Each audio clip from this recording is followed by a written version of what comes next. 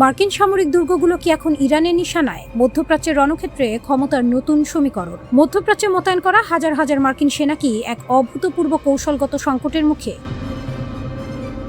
পারস্য উপসাগরের ভূ রাজনৈতিক সমীকরণ দ্রুত বদলে যাচ্ছে। ওয়াশিংটনের নীতি নির্ধারকরা ভেবেছিলেন চাপ সৃষ্টি করে এবং সামরিক শক্তি প্রদর্শন করে ইরানকে আলোচনার টেবিলে বাধ্য করবেন, কিন্তু রণক্ষেত্রের বর্তমান চিত্র সম্পূর্ণ ভিন্ন এক বার্তা দিচ্ছে। ইরানের ক্ষেপণাস্ত্র প্রযুক্তির অভাবনীয় বিকাশ এবং ড্রোন শক্তির প্রদর্শন মধ্যপ্রাচ্যের সামরিক ভারসাম্যকে নতুন করে সংজ্ঞায়িত করছে। মার্কিন সাম্রাজ্যের যে একচ্ছত্র প্রভাব এই অঞ্চলে ছিল তা বড় ধরনের চ্যালেঞ্জের মুখোমুখি। রণকৌশলে ইরানের সামরিক সক্ষমতা। ইরানের প্রকৃত সামরিক শক্তির গভীরতা অনুধাবন করতে ব্যর্থ হওয়াটাই হয়তো মার্কিন কৌশলগত পরিকল্পনাকারীদের সবচেয়ে বড় ভুল ছিল। হরমুজ প্রণালীকে কেন্দ্র করে ওয়াশিংটন যখনই তাদের নৌ শক্তি প্রদর্শন করতে গেছে, ইরান তাদের নিজস্ব প্রযুক্তির নৌ ও ক্ষেপণাস্ত্র শক্তি দিয়ে পাল্টা জবাব দিয়েছে। মার্কিন বিমান হামলার জবাবে কাতার, কুয়েত, বাহরাইন, ওমান এবং জর্ডানের প্রতিটি মার্কিন ঘাঁটি লক্ষ্য করে একযোগে গর্জে উঠেছে ইরানের বিধ্বংসী ড্রোন ও মিসাইল ব্যবস্থা। কুয়েতের আলী আল সালেম বিমান ঘাঁটি 13 জুলাইয়ের হামলায় কুয়েতের এই গুরুত্বপূর্ণ ঘাঁটিতে থাকা আমেরিকার সর্বাধুনিক প্যাট্রিয়ট বিমান প্রতিরক্ষা ব্যবস্থা অকেজো হয়ে পড়েছে বলে বিভিন্ন প্রতিবেদনে দাবি করা হচ্ছে। কাতারের আল উদাইদ ঘাঁটি। মধ্যপ্রাচ্যে আমেরিকার সবচেয়ে বড় এই বিমান ঘাঁটিটি এখন ইরানের নিখুঁত ক্ষেপণাস্ত্রের আওতাধীন। এখানে মোতায়েন থাকা হাজার হাজার মার্কিন সেনা এখন সার্বক্ষণিক সতর্কতাবস্থায় দিন কাটাচ্ছে। 4000 কিলোমিটার দূরের লক্ষ্যবস্তুতে আঘাতের সক্ষমতা। ইরানের ক্ষেপণাস্ত্রের নাগাল কেবল তাদের প্রতিবেশী দেশগুলোর মধ্যেই সীমাবদ্ধ নয়। ভারত মহাসাগরে অবস্থিত যুক্তরাজ্য ও যুক্তরাষ্ট্রের যৌথ সামরিক ঘাঁটি দিয়াগো গার্সিয়াতে ইরানের সাম্প্রতিক হামলা পশ্চিমা সামরিক বিশ্লেষকদের কপালে চিন্তার ভাঁজ ফেলে দিয়েছে। ইরান থেকে প্রায় 4000 কিলোমিটার দূরে অবস্থিত এই ঘাঁটিতে আঘাত হানার সক্ষমতা প্রমাণ করে যে তেহরান তাদের সামরিক প্রযুক্তির পরিধি কতটা বিস্তৃত করেছে।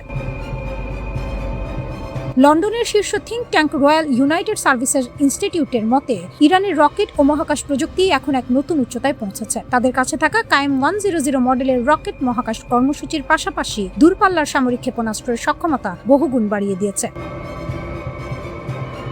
মধ্যপ্রাচ্যে ক্ষমতার নতুন ভারসাম্য। কয়েক দশক ধরে মধ্যপ্রাচ্যে যে মার্কিন একাধিপত্য বজায় ছিল তা খাদের কিনারায়। হরমুজ প্রণালীর নিয়ন্ত্রণ রক্ষা করা এখন ওয়াশিংটনের জন্য অত্যন্ত ব্যয়বহুল এবং ঝুঁকিপূর্ণ হয়ে উঠেছে। মার্কিন প্রশাসন এই অঞ্চলে তাদের আধিপত্য বজায় রাখার জন্য মিত্রদের কাছ থেকে সুরক্ষার নামে আর্থিক সহায়তা দাবি করছে, যা তাদের নিজস্ব অর্থনৈতিক ও সামরিক সীমাবদ্ধতারই বহিঃপ্রকাশ।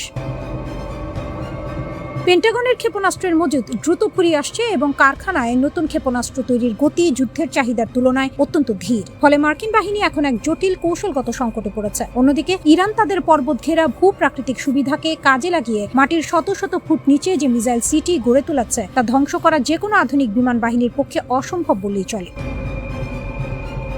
যুদ্ধ চাপিয়ে দিয়ে ইরানকে কোণঠাসা করার যে চেষ্টা মার্কিন নীতি নির্ধারকরা করেছিলেন তা বুমেরাং হয়ে দাঁড়িয়েছে। মধ্যপ্রাচ্যে শক্তির এই নতুন ভারসাম্যে ইরান নিজেকে এক অপ্রতিরোধ শক্তি হিসেবে প্রতিষ্ঠিত করেছে, যেখানে সামরিক চাপের মুখে পিছু হটার কোনো লক্ষণই তাদের মধ্যে নেই।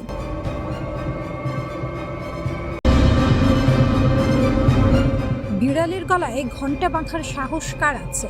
দশকের পর দশক ধরে পশ্চিমা আধিপত্যের চাকার নিচে পিষ্ট হতে হতে বিশ্বের কোটি কোটি মানুষ এই প্রশ্নটাই মনে মনে পুষে রেখেছিলেন। আজ সেই প্রশ্নের জবাব দিতে এগিয়ে এসেছে পারস্য উপসাগরের এক অদম্য দেশ ইরান। শুধু এগিয়ে আসেনি, বুক চিতিয়ে দাঁড়িয়েছে। আর সেই বুকের ভেতর থেকে বেরিয়ে আসছে এমন এক হুঙ্কার যার কম্পন অনুভব করছে ওয়াশিংটন থেকে তেল আবিব। ইরানের পার্লামেন্টের জাতীয় নিরাপত্তা ও পররাষ্ট্র নীতি কমিশনের মুখপাত্র ইব্রাহিম রাজাই সোশ্যাল মিডিয়ায় মাত্র একটি বাক্য লিখেছেন, কিন্তু সেই একটি বাক্যই যেন বিশ্ব রাজনীতির বুকে আগ্নেয়গিরির লাভা ঢেলে দিয়েছে। তিনি বলেছেন, ইরানের ওপর আবার হামলা হলে 90% পর্যন্ত ইউরেনিয়াম সমৃদ্ধকরণ হতে পারে। শুনতে প্রযুক্তিগত মনে হলেও এই 90% সংখ্যাটি আন্তর্জাতিক পরমাণু শক্তি সংস্থার ভাষায় অস্ত্রমানের ইউরেনিয়ামের একেবারে দোরগোড়ায় দাঁড়িয়ে থাকার সংকেত। অর্থাৎ তেহরান এবারে সরাসরি বলে দিচ্ছে পারমাণবিক অস্ত্রের চাবিকাঠি তাদের হাতের কাছেই আছে, শুধু তালা খোলার অপেক্ষা। এতদিন ইরান সবসময় বলে এসেছে তাদের পারমাণবিক কর্মসূচি শান্তিপূর্ণ, বিদ্যুৎ উৎপাদন, চিকিৎসা গবেষণা, বৈজ্ঞানিক উন্নয়নের জন্য। কিন্তু এখন সেই আনুষ্ঠানিক ভাষ্যের মুখোশ সরিয়ে তেহরান যে বার্তা দিচ্ছে তা স্পষ্ট। এটি শক্তির ভাষা, এটি ভয় দেখানোর ভাষা, এটি এমন এক বার্তা যেখানে ইরান বলতে চাইছে আমরা আর থামব না। ইরান কখনোই তাদের পারমাণবিক ও ক্ষেপণাস্ত্র কর্মসূচি থেকে এক চুলও পিছিয়ে আসবে না। ইরানের জনগণ যেভাবে স্থল, আকাশ ও সমুদ্র সীমা রক্ষা করে, ঠিক তেমনিভাবেই রক্ষা করবে দেশের পারমাণবিক ও মিসাইল প্রযুক্তি। ইরান বলছে পারস্য উপসাগরে অস্থিতিশীলতার মূল কারণই হচ্ছে মার্কিন সামরিক উপস্থিতি। তেহরান কটাক্ষ করে বলেছে মার্কিন ঘাঁটিগুলো এতটাই দুর্বল যে নিজেদের নিরাপত্তাই নিশ্চিত করতে পারছে না, অন্যদের নিরাপত্তা দেবে কিভাবে। পার্লামেন্ট স্পিকার মোহাম্মদ বাঘের গালিবাফ এই উত্তপ্ত পরিস্থিতিতে আরেক দফা ঠান্ডা জল ঢেলে দিয়েছেন প্রতিপক্ষের ঘাড়ে। তিনি স্পষ্ট বলেছেন, ইরানের সশস্ত্র বাহিনী এখন পুরোপুরি প্রস্তুত। যে কোনো উস্কানি, যে কোনো হামলা, যে কোনো আকস্মিক আক্রমণের জন্য বিকল্প পরিকল্পনাও তৈরি, আর সেই পরিকল্পনা দেখলে প্রতিপক্ষ বিস্মিত হবে। গত ফেব্রুয়ারিতে যুক্তরাষ্ট্র ও ইসরায়েলের যৌথ হামলার পর পরিস্থিতি যখন দ্রুত বদলে যাচ্ছিল, তেহরান পাল্টা জবাবে শুধু ইসরায়েল নয়, উপসাগরীয় অঞ্চলে মার্কিন মিত্রদের লক্ষ্য করে অভিযান শুরু করে। এরপর যখন হরমুজ প্রণালী বন্ধ হয়ে গেল, তখন বিশ্ব বুঝে গেল এটি কেবল আঞ্চলিক সংঘাত নয়, এটি বৈশ্বিক অর্থনীতির টুটি চেপে ধরার ক্ষমতার লড়াই। পাকিস্তানের মধ্যস্থতায় এপ্রিলে অস্থায়ী যুদ্ধবিরতি হলেও মূল প্রশ্নগুলো অমীমাংসিতই রয়ে গেছে। দুই পক্ষ প্রকাশ্যে কঠোর অবস্থানে অনড়। এক পক্ষ বলছে পিছাবে না, অন্য পক্ষ বলছে ভয় পায় না। আর এই দুই জেদের মাঝখানে বিশ্বের তেলের বাজার, শিপিং রুট আর বৈশ্বিক নিরাপত্তা সবই যেন ঝুলে আছে এক সুতোয়। যুক্তরাষ্ট্র ভেবেছিল চাপ বাড়ালেই ইরান নরম হবে, কিন্তু মধ্যপ্রাচ্যের এই অদম্য ঘোড়া উল্টো বার্তায় দিল, যুদ্ধ চায় না, কিন্তু যুদ্ধ চাপিয়ে দিলে জবাব হবে দাঁত ভাঙা। ইরানের হুঙ্কারে আজ ওয়াশিংটন যেন ভেজা বিড়াল, না পারছে পাল্টা হুমকি দিতে, না পারছে সরাসরি হামলায় যেতে। পরাশক্তির তালিকায় নতুন নাম লেখানোর দ্বার প্রান্তে দাঁড়িয়ে ইরান। ইসরায়েল আর আমেরিকার দুঃস্বপ্ন এবার বাস্তব রূপ নিতে চলেছে কি?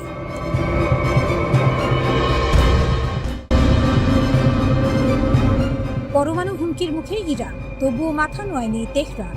৮ বছর আগে মার্কিন প্রেসিডেন্ট ডোনাল্ড ট্রাম্প ইরানের সঙ্গে করা পরমাণু চুক্তি থেকে সরে আসার পর থেকে তেহরান প্রায় ২২,০০০ পাউন্ড বা প্রায় ১১ টন সমৃদ্ধ ইউরেনিয়াম মজুত করেছে। ইসরায়েলি সেনাবাহিনীর এক নাম না জানা কর্মকর্তা এমন এক বক্তব্য দিলেন যা পশ্চিমাদের নতুন করে ভাবিয়ে তুলেছে। তিনি বলেছেন, ইরানের কাছে এখন যে পরিমাণ সমৃদ্ধ ইউরেনিয়াম মজুত আছে তা দিয়ে তাত্ত্বিকভাবে প্রায় ১১টি পারমাণবিক বোমা বানানো সম্ভব। ৬০% সমৃদ্ধ প্রায় ৪০০ কেজি ইউরেনিয়াম যদি ইরান থেকে সরানো না যায়, তাহলে গত ৪০ দিনের এই রক্তক্ষয়ী সংঘাতকে তিনি নিজেই বড় ব্যর্থতা বলে স্বীকার করে নিয়েছেন। ইরান বহুকাল ধরে আন্তর্জাতিক চাপের চাকার নিচে পিষ্ট হয়েছে, নিষেধাজ্ঞার পর নিষেধাজ্ঞা, হুমকির পর হুমকি। তবু তেহরানের মাথা নোয়ানোর ইতিহাস নেই। ইরান যেন সেই কলসি যাকে বারবার আঘাত করা হয়েছে কিন্তু ভাঙা যায়নি।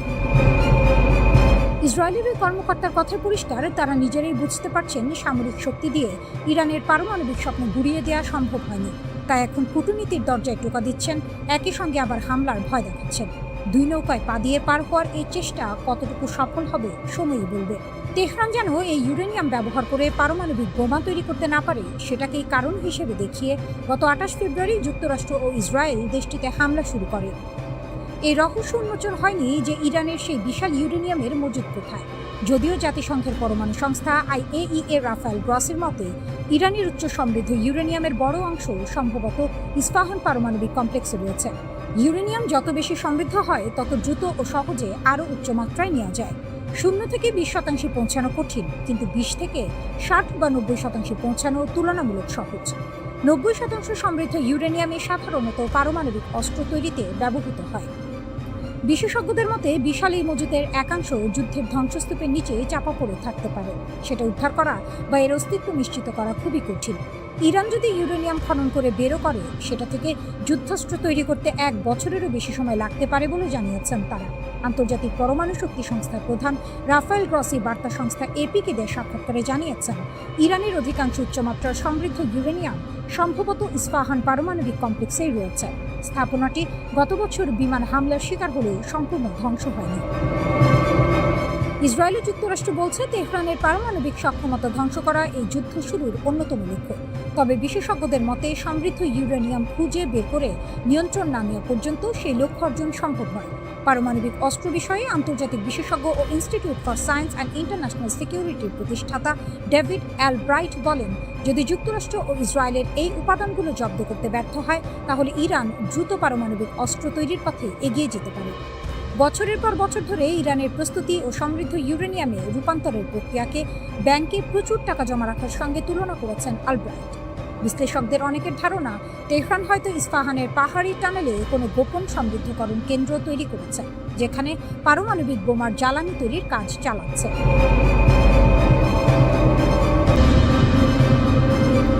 যখন বিশ্বের সবচেয়ে শক্তিশালী দেশটি একের পর এক চাপ দিয়ে চলেছে, তখন ইরান হাতের তাস স্পষ্ট করে টেবিলে রেখে দিয়েছে। আমাদের কাছে 90% সমৃদ্ধ ইউরেনিয়ামের রাস্তা খোলা আছে। ইরানের হুমকি। ইরানের পার্লামেন্টের জাতীয় নিরাপত্তা কমিশনের মুখপাত্র ইব্রাহিম রেজাই সামাজিক মাধ্যমে সরাসরি জানিয়ে দিয়েছেন, আবারও হামলা হলে 90% পর্যন্ত ইউরেনিয়াম সমৃদ্ধকরণ পার্লামেন্টে পর্যালোচনা করা হবে। 90% মানে অস্ত্রগ্রে, যে দোরগোড়ায় পা রাখলে বিশ্বের সমীকরণ পাল্টে যায়। ইরান সেই দোরগোড়ায় দাঁড়িয়ে আছে, ভেতরে ঢোকেনি, কিন্তু বলছে দরজা আমার হাতে। এই বার্তাটি বুঝতে হলে পেছনের ইতিহাস মাথায় রাখতে হবে। 2015 সালে 6 বিশ্বশক্তির সঙ্গে ইরান একটি পারমাণবিক চুক্তি স্বাক্ষর করেছিল। বিনিময়ে মিলেছিল নিষেধাজ্ঞায় কিছুটা শিথিলতা। কিন্তু ট্রাম্প তার প্রথম মেয়াদে সেই চুক্তি থেকে একতরফাভাবে বেরিয়ে গেলেন। সাপও গেল, লাঠিও গেল। ইরান পেল কি? শূন্য হাত আর পুরনো নিষেধাজ্ঞা। সেই অপমানের জবাবে ইরান চুপ করে বসে থাকেনি। গত 8 বছরে প্রায় 11,000 কিলোগ্রাম সমৃদ্ধ ইউরেনিয়াম জমা করেছে। এটি ক্রোধের প্রতিক্রিয়া নয়, এটি কৌশলের ফসল। আন্তর্জাতিক পরমাণু শক্তি সংস্থা IAEA বলছে, ইরানের কাছে এখন প্রায় 441 কিলোগ্রাম 60% সমৃদ্ধ ইউরেনিয়াম আছে। প্রযুক্তিগত অর্থে ইরান এক পা পিছিয়ে দাঁড়িয়ে আছে, আর সেই এক পায়ের দূরত্বই তার সবচেয়ে বড় শক্তি। ওয়াশিংটন এখন চাইছে সেই মজুদ এখনই সরাও, এখনই ধ্বংস করো, ঘরে বসে সমৃদ্ধকরণ বন্ধ করো, যেন কাউকে নিরস্ত্র করে তারপর তার সঙ্গে দর কষাকষি করা হবে। ইরান সেই ফাঁদে পা দিতে রাজি নয়।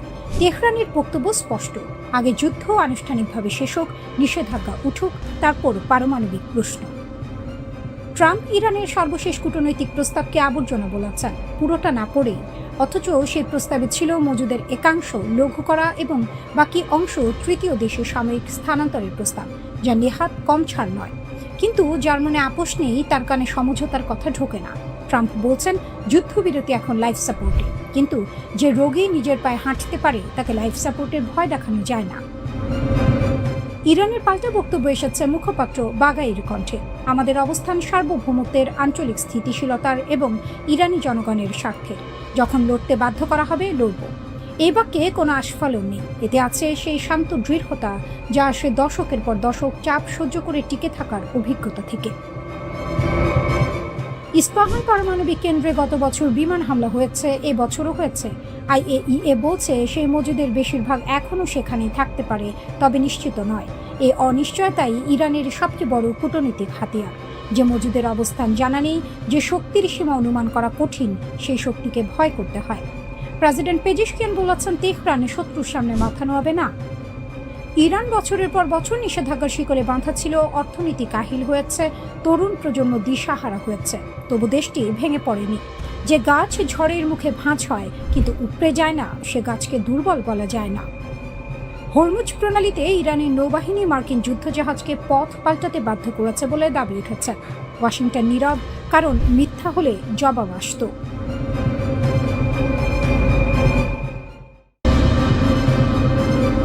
ইউরোপের বুকে আমেরিকার ঘর ভাঙতে চাইছেন ট্রাম্প, কিন্তু পারবেন কি? ইরান যুদ্ধে ইউরোপীয় মিত্ররা পাশে না দাঁড়ানোয় ডোনাল্ড ট্রাম্প এখন ঘর ভাঙার হুমকি দিচ্ছেন। জার্মানি, ইতালি, স্পেন একে একে সব দেশ থেকে মার্কিন সেনা সরিয়ে নেওয়ার কথা বলছেন তিনি। কিন্তু বলা আর করা যে এক কথা নয়, সেটা ট্রাম্প নিজেও জানেন। শুরুটা হয়েছিল জার্মান চ্যান্সেলর ফ্রিডরিখ মেটসের একটি মন্তব্য থেকে। তিনি সরাসরি বলে দিলেন, ইরান যুদ্ধে আমেরিকা অপমানিত হচ্ছে এবং ট্রাম্প প্রশাসনের কাছে কোনো যৌক্তিক কৌশল নেই। কথাটা সত্যি হোক বা না হোক, ট্রাম্পের গায়ে লেগেছে।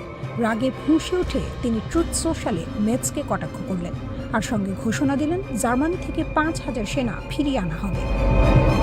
শুধু জার্মানি নয়, ইতালির প্রধানমন্ত্রী জর্জিয়া মেলোনি, যাকে ট্রাম্প একদিন প্রিয় বন্ধু বলতেন, তিনিও ইরান যুদ্ধের সমালোচনা করায় ট্রাম্পের রোষের মুখে পড়েছেন। ব্রিটিশ প্রধানমন্ত্রী স্টারমারকে উইনস্টন চার্চিল নন বলে খোঁচা দিতেও ছাড়েননি তিনি। স্পেন প্রসঙ্গে ট্রাম্পের মন্তব্য আরও তিত। স্পেনের ভূমিকা ছিল একেবারেই ভয়ঙ্কর। কিন্তু এই রাগের আগুনে ঘি ঢেলেছে আসলে ইরান। যে দেশকে দশকের পর দশক ধরে কোণঠাসা করে রাখার চেষ্টা হয়েছে, সেই ইরান আজ এমন এক অবস্থানে দাঁড়িয়ে যে পুরো পশ্চিমা জোটের কপালে ভাঁজ পড়েছে। ভূগর্ভস্থ মিসাইল শহর, হাজার হাজার ফুট পাথরের নিচে লুকানো অস্ত্র ভাণ্ডার। এই ইরানকে সামরিকভাবে ঘায়েল করা যাচ্ছে না। যুদ্ধ দীর্ঘ হচ্ছে, খরচ বাড়ছে, আর পশ্চিমা মিত্রদের মধ্যে ফাটল জড়া হচ্ছে। ইরান কার্যত নিজে না লড়েও শত্রুর শিবিরে ভাঙন ধরিয়ে দিচ্ছে। এটাই তার সবচেয়ে বড় কূটনৈতিক জয়। এবার আসা যাক আসল প্রশ্নে, ট্রাম্প কি সত্যি ইউরোপ থেকে সেনা সরাতে পারবেন?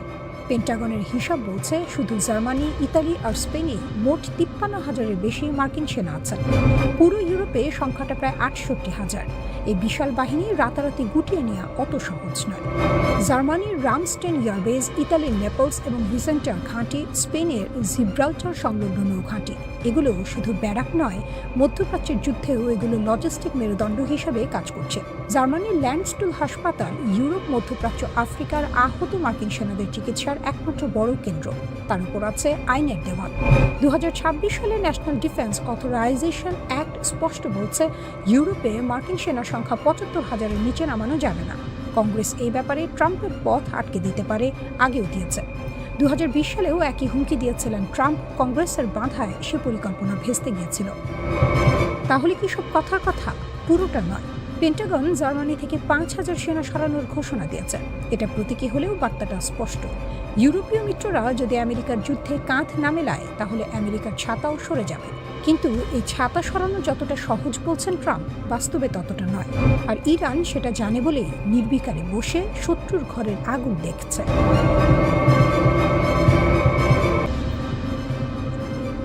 তেহরানের গোপন অস্ত্রভাণ্ডার ওয়াশিংটনের ঘুম কেড়েছে।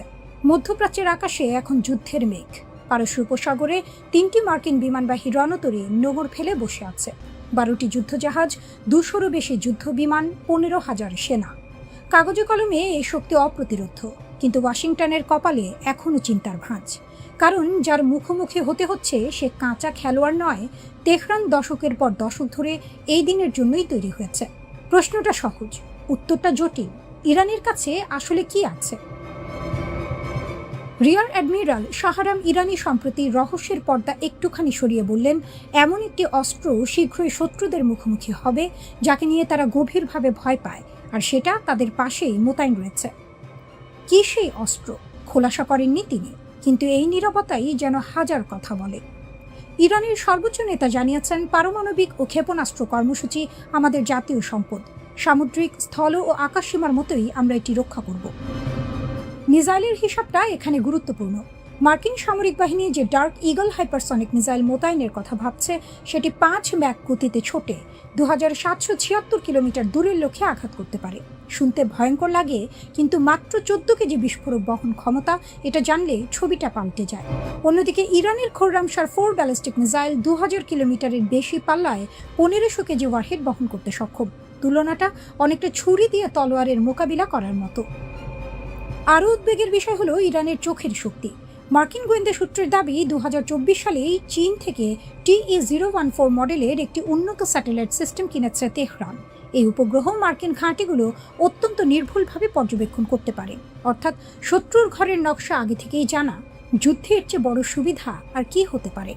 পেন্টাগনের অনুমান ছিল ইরানের আকাশে প্রতিরক্ষা ভঙ্গুর, কিন্তু বাস্তবে মার্কিন বায়ুসেনার F-15 স্ট্রাইক ইগল ভূপাতিত হওয়ার খবর সেই হিসাব উল্টে দিয়েছে। যে দেশকে কাগজে বাঘ ভাবা হয়েছিল, সে রীতিমতো নখর দেখিয়ে দিল। আর ইসরায়েলি সামরিক সূত্রের স্বীকারোক্তি আরও চমকপ্রদ। ইরানের 400 কেজির বেশি সমৃদ্ধ ইউরেনিয়াম সরানো না গেলে এই যুদ্ধ তাদের জন্য বড় ব্যর্থতা। একজন শীর্ষ ইসরায়েলি কর্মকর্তার এই কথাই বলে দেয়, লক্ষ্য পুরোপুরি অর্জিত হয়নি। ইরান কিন্তু হাত গুটিয়ে বসে থাকেনি। কাতার, কুয়েত, সংযুক্ত আরব আমিরাত, ইরাক ও সৌদি আরব সহ 8 দেশের মার্কিন 16টি সামরিক ঘাঁটিতে হামলার দাবি করেছে তেহরান। CNN-এর একটি প্রতিবেদনে স্বীকার করেছে, এই হামলাগুলো এত দ্রুত ও নিখুঁত ছিল যে ব্যয়বহুল মার্কিন রাডার ব্যবস্থাগুলো কার্যত অকার্যকর হয়ে পড়েছে। এমনকি উপসাগরীয় অঞ্চলে মার্কিন বাহিনীর আকাশ চোখ খ্যাত E-3 নজরদারি বিমানও রেহাই পায়নি বলে দাবি করা হচ্ছে। পেন্টাগন অবশ্য নিরাপত্তাজনিত কারণে ক্ষয়ক্ষতির বিস্তারিত প্রকাশ করতে নারাজ। এই নীরবতাই অনেক প্রশ্নের জন্ম দেয়। ইরান তার পারমাণবিক কর্মসূচি নিয়ে অবশ্য বরাবরই বলে এসেছে এটি শান্তিপূর্ণ উদ্দেশ্যে, কিন্তু 60% মাত্রায় সমৃদ্ধ ইউরেনিয়ামের মজুদ এবং তার থেকে 11টি পারমাণবিক বোমা তৈরির সক্ষমতার হিসাব, এটি পশ্চিমা মহলে সত্যিকারের উদ্বেগের কারণ। তেহরান বলছে এটা আত্মরক্ষার অধিকার, ওয়াশিংটন বলছে এটা হুমকি। দুই পক্ষের এই টানাটানিতে মধ্যপ্রাচ্য আজ বারুদের স্তূপের ওপর বসে আছে।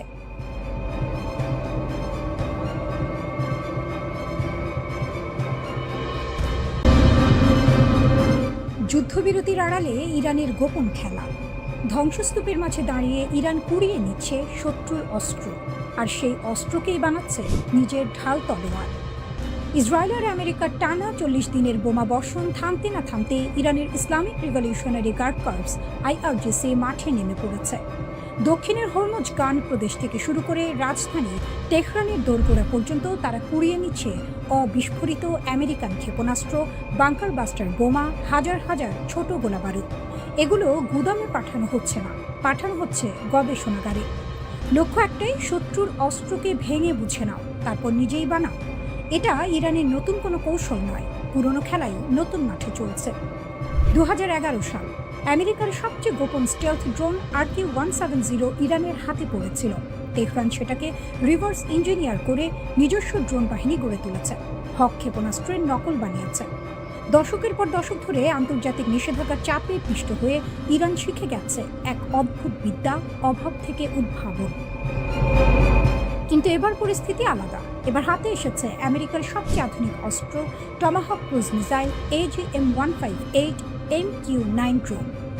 IRGC ঘনিষ্ঠ সংবাদ মাধ্যম স্টুডেন্ট নিউজ নেটওয়ার্ক এই যুদ্ধকে সরাসরি বলছে ইরানের প্রতিরক্ষা শিল্পের গবেষণাগার, আর অবিস্ফোরিত এই অস্ত্রগুলোকে বলছে অনাকাঙ্ক্ষিত উপহার। শত্রুর ফেলে যাওয়া বোমাকে উপহার বলছে ইরান। গত 8 এপ্রিল যুদ্ধবিরতি ঘোষণা হয়েছে, কিন্তু ইরানের সেনাবাহিনীর মুখপাত্র ব্রিগেডিয়ার জেনারেল মোহাম্মদ আকরামিনিয়া টেলিভিশনে স্পষ্ট ভাষায় বলে দিয়েছেন এটা চলমান যুদ্ধাবস্থা। বিরতি নয়, শ্বাস নেওয়ার মুহূর্ত। তার ভাষায়, নতুন আগ্রাসন হলে ইরান জবাব দেবে নতুন সরঞ্জাম নিয়ে, নতুন ফ্রন্ট থেকে। একই সঙ্গে তিনি দাবি করেছেন কুয়েতের ক্যাম্প বুফরিং এ মার্কিন ঘাঁটিতে ইরানের যুদ্ধবিমান সফলভাবে হামলা চালিয়েছে। মাটির নিচের ক্ষেপণাস্ত্র সাইলোগুলো আবার সচল হচ্ছে, ক্ষতিগ্রস্ত লঞ্চার মেরামত হচ্ছে, নতুন যুদ্ধের অভিজ্ঞতা নিয়ে সেনাদের আবার প্রশিক্ষণ দেওয়া হচ্ছে। এমনকি NBC নিউজ মার্কিন কর্মকর্তাদের বরাত দিয়ে জানাচ্ছে ইরান এই যুদ্ধবিরতির সময়টাকে ব্যবহার করছে তাদের ক্ষেপণাস্ত্র ও ড্রোন ভান্ডার দ্রুত পুনরায় পূর্ণ করতে। কট্টরপন্থী দৈনিক কায়হান এর প্রধান সম্পাদক হোসাইন শরীয়ত মারদারি আরও এক ধাপে গিয়ে বলছেন, শুধু রিভার্স ইঞ্জিনিয়ারিং নয়, এই প্রযুক্তি চীন ও রাশিয়ার সঙ্গে ভাগ করে নিতে হবে। মানে উদ্ধার করা আমেরিকান অস্ত্র এখন কূটনীতির হাতিয়ার, বৃহৎ শক্তির সঙ্গে দর কষাকষির তাস। তেহরানের কর্মকর্তা এহসান খরামিদ এই পুরো প্রক্রিয়াকে বলছেন প্রযুক্তির উৎকর্ষের যুদ্ধের শুরু। তার দাবি, এই অবিস্ফোরিত অস্ত্রগুলো পশ্চিমা সামরিক প্রযুক্তির গোপন স্তর খুলে দেবে। ইরান আজ যা করছে সেটা নতুন কিছু নয়, তবে মাত্রাটা নতুন। দশকের পর দশক নিষেধাজ্ঞায় কোণঠাসা হয়ে ইরান এক বিচিত্র সামরিক সংস্কৃতি তৈরি করেছে, যেখানে সীমাবদ্ধতাই উদ্ভাবনের জ্বালানি। শত্রুর বোমা পড়লে কুড়িয়ে নেয়, শত্রুর ড্রোন আটকালে জাদুঘরে রাখে না, ভেঙে দেখে। তেহরান যখন প্রকাশ্যে বলছে এটা যুদ্ধাবস্থা, যখন বলছে নতুন ফ্রন্ট থেকে জবাব দেবে, তখন এই যুদ্ধবিরতি আসলে শান্তির পথ নয়, পরের রাউন্ডের প্রস্তুতি পর্ব।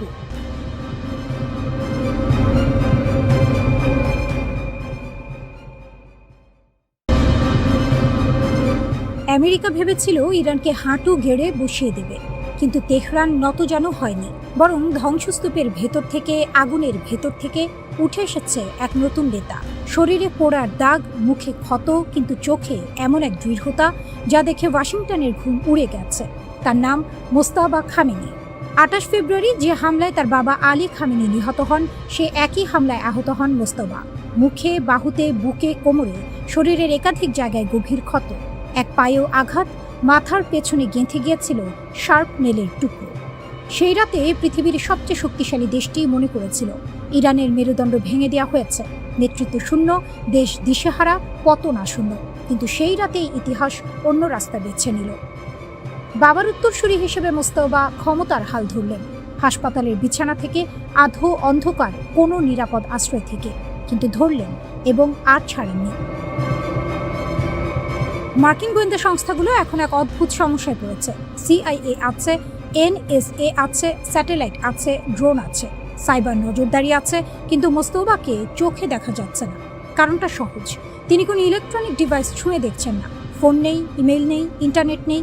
বার্তা যায় বিশ্বস্ত দূতের হাত দিয়ে, সিদ্ধান্ত জানা যায় সামনাসামনি বৈঠকে, ঠিক যেন মধ্যযুগের কোনো রণকৌশলী যাকে আধুনিক প্রযুক্তি দিয়ে ধরা যায় না।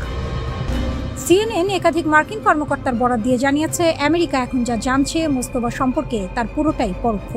যারা তার সঙ্গে দেখা করছেন তাদের কথা থেকে, যারা বার্তা বহন করছেন তাদের মুখ থেকে।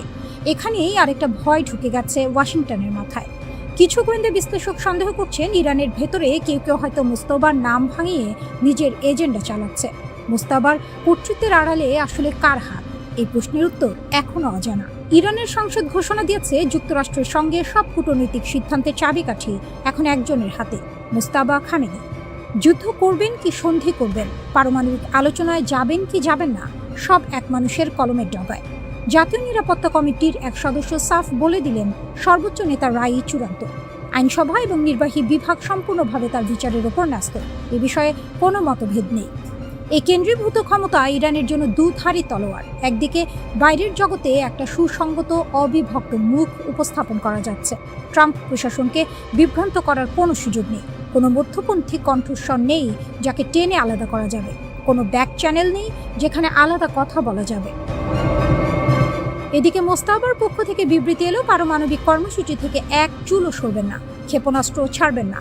হরমুজ প্রণালীতে আমেরিকানদের একমাত্র জায়গা পারস্য উপসাগরের তলদেশে। এটা পরাজিতের ভাষা নয়। ইরানের প্রেসিডেন্ট মাসুদ পেজেশকিয়ান জানালেন, তিনি সম্প্রতি মোস্তাবার সঙ্গে দেখা করেছেন। কখন সেটা বললেন না, কিন্তু বললেন যে আমাকে সবচেয়ে বেশি আকর্ষণ করেছে তা হলো তার দূরদর্শিতা এবং বিনম্র আন্তরিক দৃষ্টিভঙ্গি। আর মোস্তাবার মুখপাত্র ভিড়ের সামনে দাঁড়িয়ে বললেন, শত্রু গুজব ছড়াচ্ছে, তাকে দেখতে চাইছে, খুঁজে বের করতে চাইছে, কিন্তু ধৈর্য ধরুন, সময় হলে তিনি নিজেই কথা বলবেন।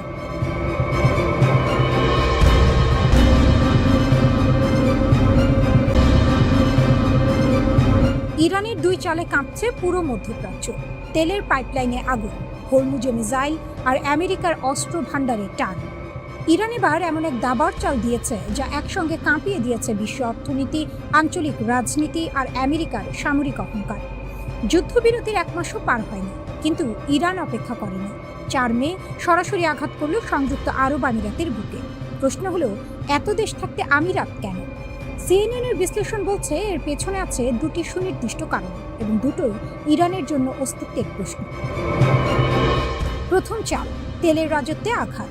হরমুজ প্রণালী বন্ধ থাকলে সৌদি আরব, ইরাক, কুয়েত সবাই আটকে যায়, তেল বের করতে পারে না। বিশ্ববাজারে দাম আকাশ ছোঁয়। কিন্তু আমিরাত, তারা বসে হাসছিল, কারণ ফুজাইরা পাইপলাইন। এই বিশেষ পাইপলাইনটি হরমুজ প্রণালীকে পুরোপুরি এড়িয়ে সরাসরি ওমান উপসাগরে গিয়ে মিশেছে। মানে হরমুজ বন্ধ থাকলেও আমিরাত অনায়াসে তেল বিক্রি করতে পারে। পুরো অঞ্চল যখন জ্বালানি সংকটে ছটফট করছে, তখন আমিরাত একা বিশ্ববাজারে তেল সরবরাহ করে যাচ্ছে স্বাভাবিকভাবে। ইরানের চোখে এটা সহ্য করার মতো নয়, তাই হামলা লক্ষ্য করা হলো সেই পাইপলাইনকে। ফুজাইরার তেল কমপ্লেক্সে আগুন জ্বলে উঠল, 3 জন ভারতীয় শ্রমিক আহত হলেন, আর হামলার খবর ছড়িয়ে পড়তেই বিশ্ববাজারে তেলের দাম লাফ দিয়ে উঠল। ইরানের বার্তা স্পষ্ট, হরমুজ আমরা বন্ধ করলে পুরো অঞ্চল বন্ধ। ফুজাইরা দিয়ে পালানোর রাস্তাও আর খোলা থাকবে না। শুধু তাই নয়, হামলার ঠিক আগে ইরানের রিভলিউশনারি গার্ড একটি মানচিত্র প্রকাশ করে, যেখানে ফুজাইরাকে তাদের নিয়ন্ত্রিত অঞ্চলের অংশ হিসেবে দেখানো হয়। এটা কোনো ভুল নয়, এটা ইচ্ছাকৃত বার্তা।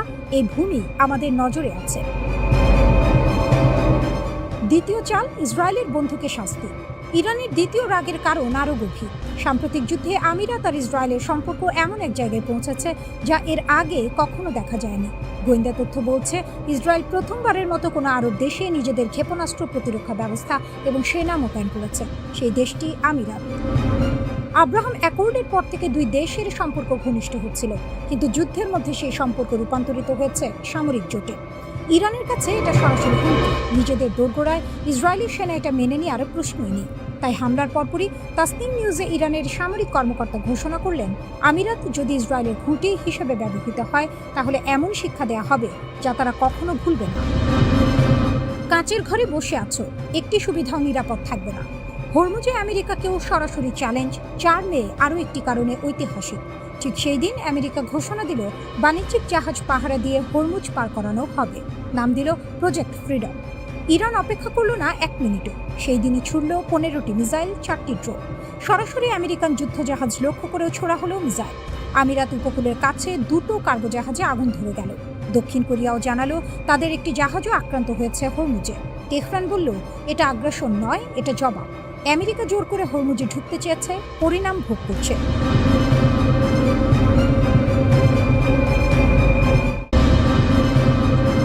রিজার্ভ ইঞ্জিনিয়ারিং এর ফাঁদে আমেরিকা, ঘুঁটি সাজাচ্ছে তেহরান।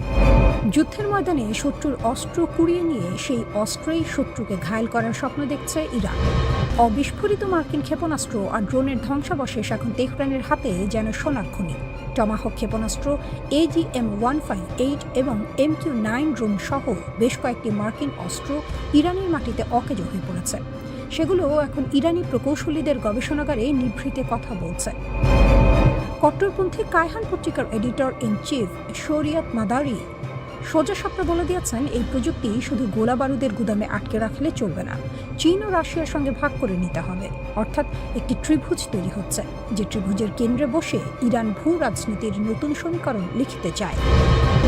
রাষ্ট্রীয় টেলিভিশনের উপস্থাপক দর্শকদের আশ্বস্ত করেছেন অদ্ভুত এক ভাষায়, অবিস্ফোরিত ক্ষেপণাস্ত্রগুলো রিভার্স ইঞ্জিনিয়ারিং করে ফিরিয়ে দেওয়া হবে উপহার হিসেবে।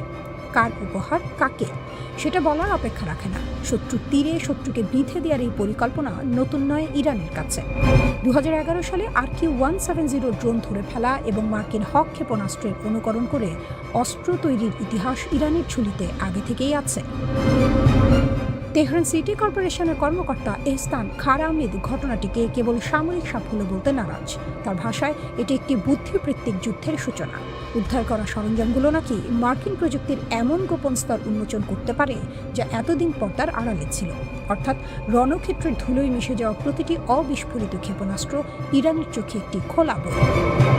মধ্যপ্রাচ্য বিশ্লেষক এহসান তার দাসী হিসাব কষেছেন অন্যভাবে। তার মতে এই পরিস্থিতিতে যুক্তরাষ্ট্রকে নতুন অস্ত্র তৈরিতে বিলিয়ন ডলার ঢালতে হবে। অনুকরণ ঠেকাতে প্রযুক্তির নকশা বদলাতে হবে বারবার।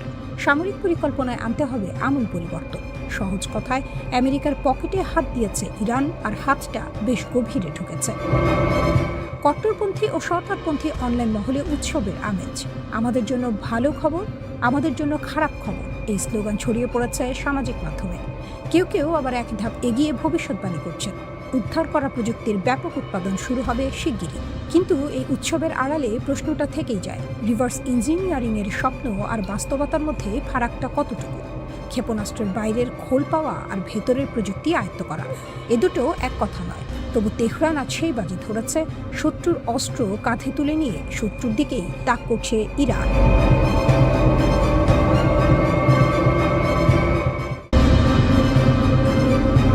ইরানের সমৃদ্ধ ইউরেনিয়াম নিয়ে বিশ্ব রাজনীতির দাবার ছকে নতুন ঘুঁটি চলল। সেই ঘুঁটি চাললেন স্বয়ং ভ্লাদিমির পুতিন। মস্কোর সংবাদ সম্মেলনে রুশ প্রেসিডেন্ট ঘোষণা দিলেন, ইরানের সমৃদ্ধ ইউরেনিয়ামে পরিবহন ও সংরক্ষণ করতে রাশিয়া প্রস্তুত। কিন্তু তেহরান নীরব। পুতিন মনে করিয়ে দিলেন পুরনো অভিজ্ঞতার কথা। 2015 সালে ঐতিহাসিক পরমাণু চুক্তি JCPOA এর অংশ হিসেবে ইরানের সমৃদ্ধ ইউরেনিয়ামের একটি বড় অংশ রাশিয়ায় স্থানান্তর করা হয়েছিল। সেটা সফলভাবে সম্পন্ন হয়েছিল। মস্কো বলছে সেই পথে আবার হাঁটতে তারা রাজি। প্রস্তাবটা শুনতে মসৃণ, কিন্তু ভেতরে তার জটিলতা অনেক গভীর। পুতিন নিজেই জানালেন, আলোচনা কোথায় এসে থমকে গেছে। যুদ্ধে জড়িত সব পক্ষ প্রাথমিকভাবে একমত হয়েছিল যে ইরানের ইউরেনিয়াম দেশের বাইরে যাবে, কিন্তু তারপর ওয়াশিংটন দাবি তুলল ইউরেনিয়াম যাবে শুধু আমেরিকায়, অন্য কোথাও নয়। সেই দাবি শুনে ইরানও কঠোর হয়ে গেল। এখানেই আসল দ্বন্দ্ব। ইরান মাটি থেকে তুলে নিজের হাতে দেয়া এক জিনিস, আর সেটা সরাসরি শত্রুর ঘরে তুলে দেয়া সম্পূর্ণ আলাদা জিনিস। আমেরিকার দাবি ফাঁদ না সমাধান? ওয়াশিংটনের যুক্তি হয়তো এই, ইরানের ইউরেনিয়াম রাশিয়ায় গেলে নিরাপদ নয়, কারণ মস্কো তেহরানের বন্ধু। সেই বন্ধু যে কোনো সময় সেটা ফিরিয়ে দিতে পারে, তাই আমেরিকার হাতে থাকলেই নিরাপদ। কিন্তু ইরানের দৃষ্টিকোণ থেকে ভাবুন, নিজের পরমাণু কর্মসূচির সবচেয়ে মূল্যবান সম্পদ, যেটি বছরের পর বছর ধরে নিষেধাজ্ঞা সহ্য করে, চাপ সামলে, প্রযুক্তি উদ্ভাবন করে তৈরি করা হয়েছে, সেটি এমন একটি দেশে পাঠাবে যে দেশ বারবার তাকে আক্রমণের হুমকি দিয়েছে, তার পরমাণু বিজ্ঞানীদের হত্যা করেছে, তার অবকাঠামোতে সাইবার হামলা চালিয়েছে। এটা সমাধান নয়, এটা আত্মসমর্পণ। ইরান তাই কঠোর হয়ে গেছে। পুতিনের প্রস্তাবে কার লাভ? রাশিয়ার এই প্রস্তাব নিছক মানবিক সাহায্যের হাত বাড়ানো নয়, এর পেছনে আছে কৌশলের ঠান্ডা হিসাব। প্রথমত, ইরানের ইউরেনিয়াম মস্কোতে থাকলে রাশিয়া হয়ে ওঠে অপরিহার্য মধ্যস্থতাকারী। যে কোনো ভবিষ্যৎ চুক্তিতে রাশিয়ার ভূমিকা নিশ্চিত, টেবিলে রাশিয়ার আসন পাকা। দ্বিতীয়ত, এই প্রস্তাব দিয়ে পুতিন আমেরিকাকে একটি বার্তা দিচ্ছেন, তুমি যদি ইউরেনিয়াম চাও, আমার মাধ্যমে এসো। ওয়াশিংটনকে মস্কোর দরজায় আসতে বাধ্য করার এটি একটি চতুর কৌশল। তৃতীয়ত, কাস্পিয়ানের গোপন সরবরাহ পথ দিয়ে ড্রোনের যন্ত্রাংশ পাঠানোর পর ইরানের ইউরেনিয়াম গ্রহণের ঘোষণা। এটি রাশিয়া ইরান ঐক্যকে আরও দৃশ্যমান করে তুলল। বিশ্বকে বুঝিয়ে দেওয়া হলো এই জুটি কেবল বাগাড়ম্বর নয়, এটি কার্যকর অংশীদারিত্ব। তেহরান তাৎক্ষণিক কোনো মন্তব্য করেনি। অনেকে এই নীরবতাকে দুর্বলতা মনে করতে পারেন, কিন্তু এটি ইরানের পুরনো কৌশল। হরমুজে যখন আমেরিকান ডেস্ট্রয়ার তাড়া করে, তখন ইরান লাউডস্পিকারে হুঙ্কার দেয়। আবার যখন কূটনৈতিক টেবিলে সুবিধাজনক অবস্থানে থাকার প্রয়োজন, তখন চুপ থাকে। কথার জবাব না দিলে প্রতিপক্ষ অনুমানের মধ্যে ঘোরে। অনিশ্চয়তাই ইরানের কূটনৈতিক অস্ত্র। পুতিনের প্রস্তাব ইরানের জন্য একটি দরজা খুলে দিয়েছে। সেই দরজা দিয়ে ইরান ঢুকবে কিনা, কখন ঢুকবে, কী শর্তে ঢুকবে, সেটা তেহরান ঠিক করবে নিজের সময় মতো।